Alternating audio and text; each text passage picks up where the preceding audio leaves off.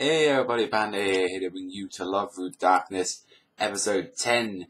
And, well, I guess this is what everyone's been waiting for in the series, in like Telavru, Moto Telavru, and now Darkness. We finally found out the past of Yami.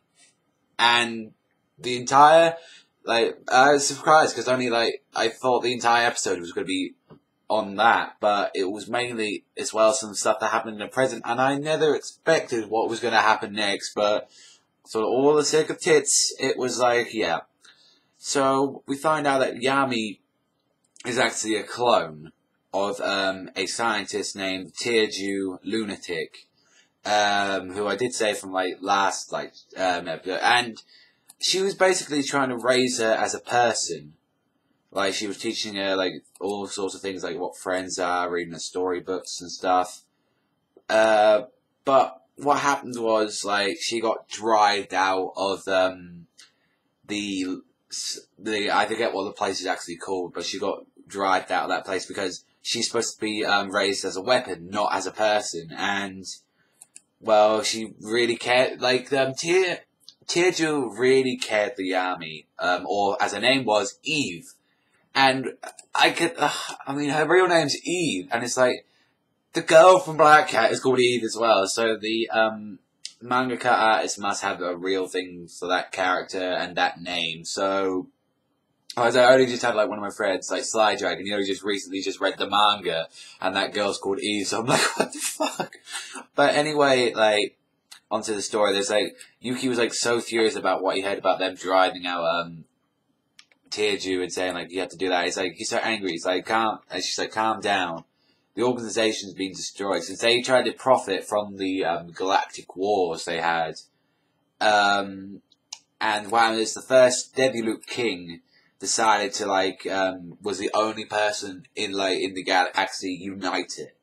And the galaxy, and they decided to, those guys, and then most of Mikan and Momo and all this, Mikan was getting a hand job with her tail, which needed. It was pretty sad with the whole Tearju thing, and I was like, wow, we don't know if this woman's dead or alive. And then out of nowhere, and this is literally out of nowhere, Tear comes into the classroom as a new teacher. I'm like, what? So she's alive. Yami said she didn't even know she was alive, and Mikado actually went out to a way of finding her because they used to be, friends,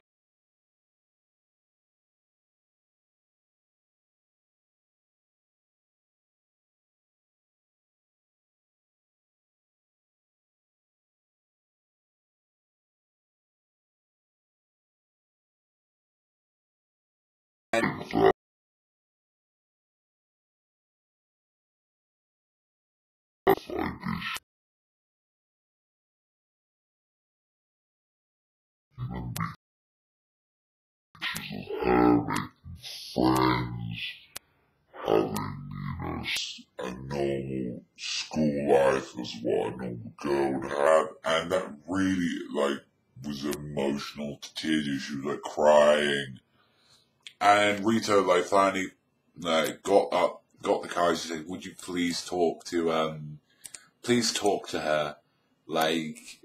and although, next episode, we're getting more of the explanation